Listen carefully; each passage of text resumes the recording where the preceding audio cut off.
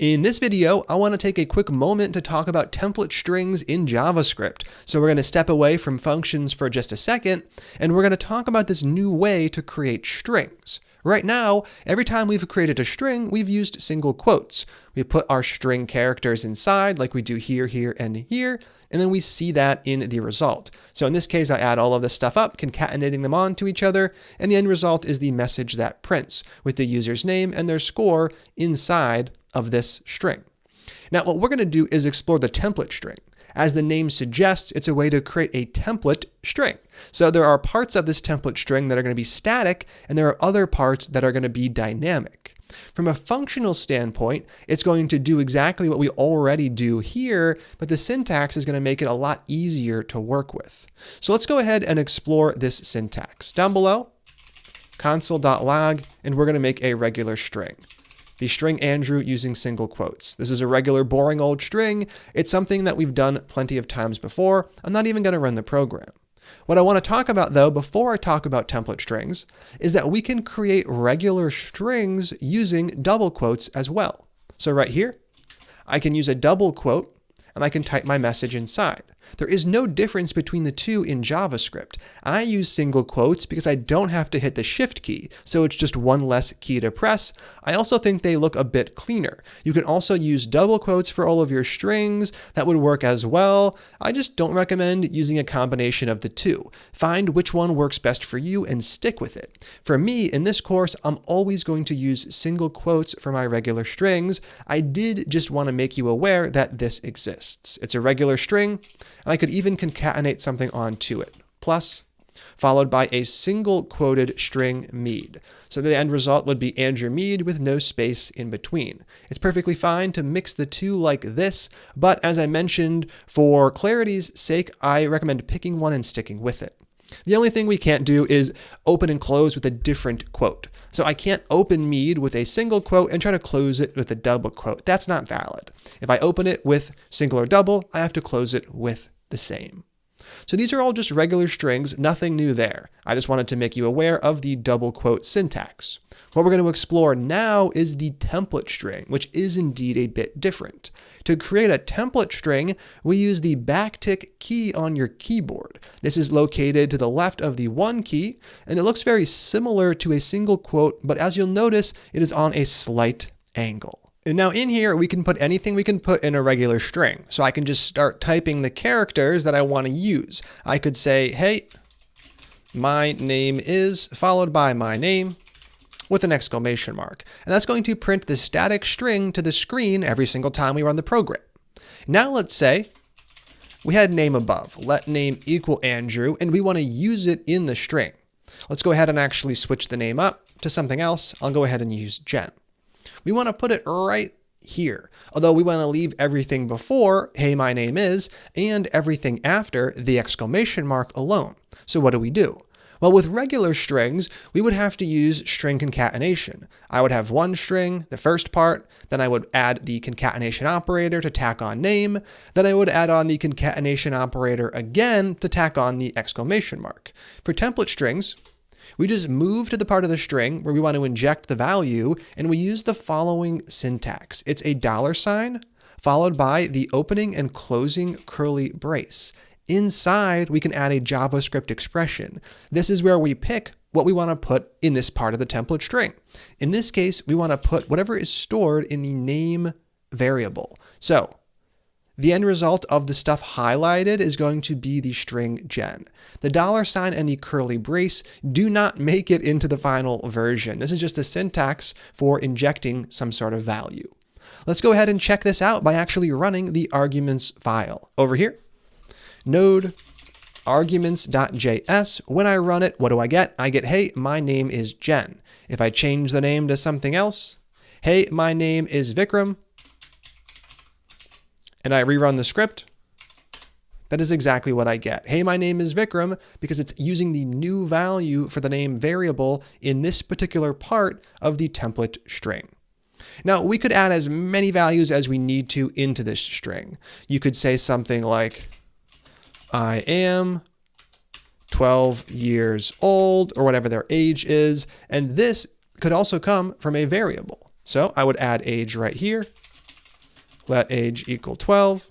Then I would add the exact same syntax, $, curly braces, inside of there, the thing I want to inject, in this case, age. Now we have a template string with 2 dynamic values inside of it.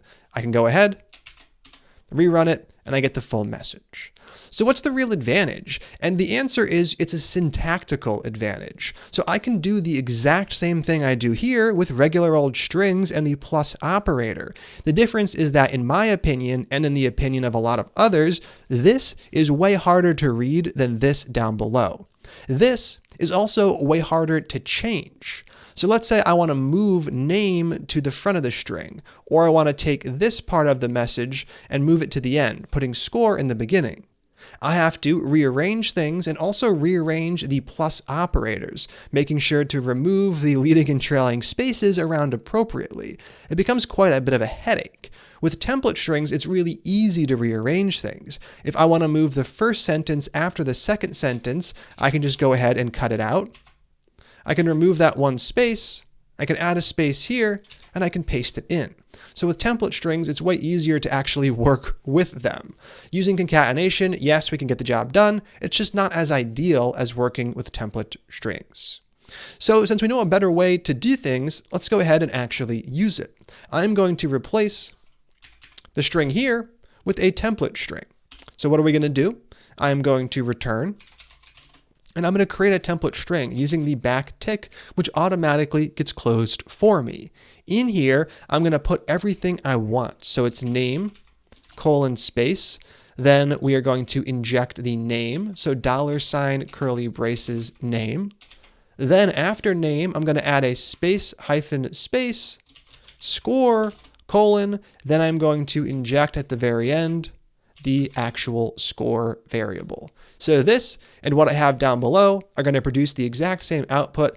I just find this much more readable and way more maintainable. Let's go ahead and prove that it actually still prints the exact same result by saving the file and rerunning things. The last time we ran it, we got this message. If I rerun it again, we get the exact same message. Name anonymous, score 99. Template strings, once again, do not really give us any new functionality. It just gives us a better way to get things done. It's something we're going to be using extensively throughout the course. I'm going to remove the regular string return statement, and down below, I'm also going to delete the example we set up since we now have an example right here. Your challenge for the video is going to be to integrate a template string into the getTip function down below. So let's go ahead and talk about what I'd like you to do. Your job is to return a string, a little message from getTip, as opposed to returning just the actual tip value. And the string you're going to return is going to be created from a template string. So let's go ahead and explore this. Right here, the message for this data would look like the following. A 25% tip on $40, the value passed in, would be, and the actual calculation would be 10. So instead of just returning the number 10, I am including the number 10 in the larger template string. Now there are 3 values here. We have 25. To calculate this, you just take the tip percent and multiply it by 100. We have 40, which is just passed in directly, and we have 10, which comes from the calculation right here. It's going to be your job to put all of this together inside of a template string. You can create a couple variables beforehand to run those calculations, and then you can return the template string, much like we return a template string up above. Take as much time as you need to get this one done, and then mess around with it. Try to pass in a few different values and make sure you do see the correct message for each. Pause the video, and when you're done, go ahead and click play.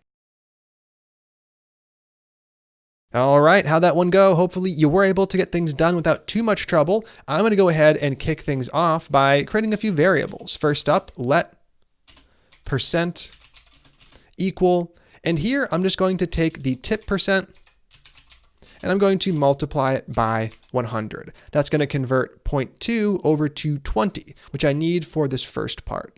Now for the second part, I don't have to do anything. I have that number passed in directly. For the third part, I do want to calculate the tip. So let tip equal the total times the tip percent. That is going to give me, in the case of this data, a value of 10. And then finally, I'm going to return the template string. So right here, let's go ahead and open and close some backticks, and we're going to start filling things out. So a space followed by the percent value from up above, $, curly braces, percent. And then after that, space, actually not space, we're going to use the percent sign. Then a space, tip on space, $, and this is where we put the total. So $, curly braces, total. Then after the total, space would be space, and then finally we wrap up with a $, and then the actual calculated tip. So $, curly braces, right inside of here, tip. Now we can actually test things out by rerunning the file. I'm going to save my work, rerun things from the terminal, and I get a 25% tip on $40 would be $10. Everything is working well, and we were able to set up this string using template strings. Now let's go ahead and switch up the values. I'm going to switch to the default 20% tip, and I'm going to switch the number over to 50. If I rerun things this time around, I'd actually still get 10. Let me switch this over to 60 to see a different value print. I rerun it, and I get a 20% tip on $60 would be $12, which is correct. All right, now that we have this in place, I want to show you one alternative way you could have gotten this done. You can actually run these calculations right inside of the curly braces. So if I wanted to, I could calculate tip percent times 100 right here. I could do the exact same thing for the tip. I could multiply the total times the tip percent to get the actual total tip. This would allow us to remove these two variables completely. Now, this is not necessarily what you want to do in all situations. It's just a different way to solve the problem. If I were to save things and rerun things, we get the exact same message. The calculations are still being executed the same, they're just now embedded right in the template string. This can be good in some situations, but it can also create situations where the template string is now much easier to read through since it includes more code and math operations. So I am going to actually undo those changes and bring it back to the example I had before, where I simply reference the percent variable right here and the tip variable right here. This is all about personal preference and style. I prefer to keep my template strings cleaner, just referencing variables, as opposed to trying to run calculations right inside, creating a situation that's just a bit messier. All right, that is it for this one. Now that we know how to use template strings, we can use them throughout the course to create more meaningful messages. I'm excited to continue on. I'll see you next time.